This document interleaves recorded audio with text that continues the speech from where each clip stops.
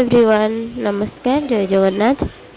आज मुझे आपण सहित सोयाबीन गोटे स्नैक्स रेसिपी शेयर करी जोटा कि बिना पियाज रसुण एबे तो माने आसीगला बाहुड़ा सरीज श्रावण मास तापर आसीज तो ये प्राय बिना पियाज रसुण ही रेसिपी बनब।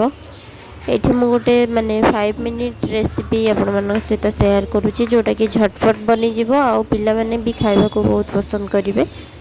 सोयाबीन टा भी प्रोटीन रे भरपूर। तो ये देखो मुझे फास्ट सोयाबीन को गरम पानी रे 2-3 मिनिट बतुरे नहीं तापर सोयाबीन टा सॉफ्ट हो गला परे ताकू पानी ढाली के धोईदेवी भलसे। तापर आम ताकू चिपुड़ी नबा तार सब एक्स्ट्रा वाटर जो गुड़ा से पी जाई थाए ना ताकू सब आम चिपिकी बाहर करदबा। से पानी गुड़ा रहिले ना सोयाबीन बहुत माने स्मेल करे तो बिल्कुल भी रेसिपी भल लगनी। ताकू पूरा स्क्वीज करके तार सब एक्स्ट्रा पानी को बाहर करदबा। तापर आम सोयाबीन को गोटे बाउल ढाली दबा। तापर सोयाबीन रे गोटे मैरिनेशन करिबा। जदि आपण पियाज रसुण रे भी बनाउचंती ताहले एठी पियाज अदा रसुण रो पेस्ट यूज करदेबे तो पियाज रसुण रे भी हो जिवो। तो ये देखो लुण हलदी लंका गुंड जीरा गुंड धनिया गुंड आमर जहाँ भी मसलादानी रे मसला थाए सबुथिरु टिके टिके मु ऐड करदेली। आउ भल फ्लेवर पाई एठी देदेली भृसंग पत्र टिके छिंडेई की हाथ रे। आउ एठी गोटे जूसीनेस पाई एठी दे देछि 2 टेबल स्पून हमर दही। एटा पूरा थिक वाला दही अछि। एटा स्पून रे मिसौथली भल से मिसिलानी तो मैं एटा को हाथ रे ही मक्ची की भल से पूरा हमर सब मसला को ता भितर को पुरेला भलिया माने मसाज कला परिका पूरा चकटी की ताकू सब फ्लेवर ता भितर जंती पसिबो से भलिया मैरिनेट करिवि।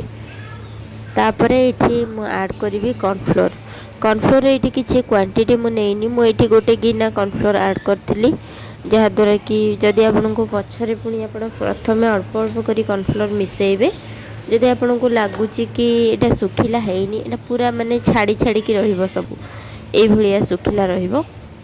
तो आपण आउ देखि कि ऐड करिवे। एठी मु कॉर्नफ्लोर ऐड करिकि ताको भलो से गोळेइ देली। आउ एटा को संगे संगे ही बनेबे नहले रहिले सेटा पानी तार भीतरटा जो जूस अछि ना आमे दही सहित मैरिनेट करछे तो सेटा बेसी पानी हे जिवो।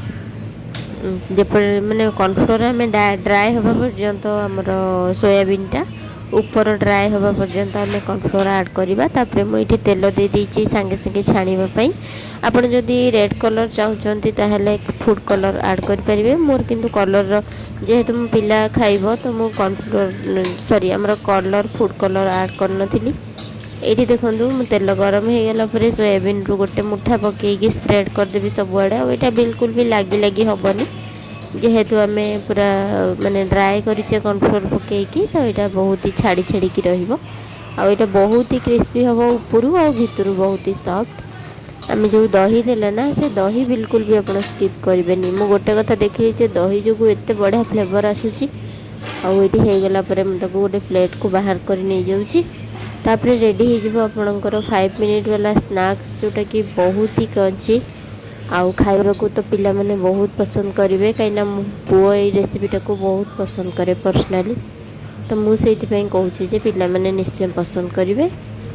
जदि आपको रेसिपीटी भल लगी ताहले गोटे लाइक शेयर और सब्सक्राइब करदेवे चैनल को। रहुची नमस्कार।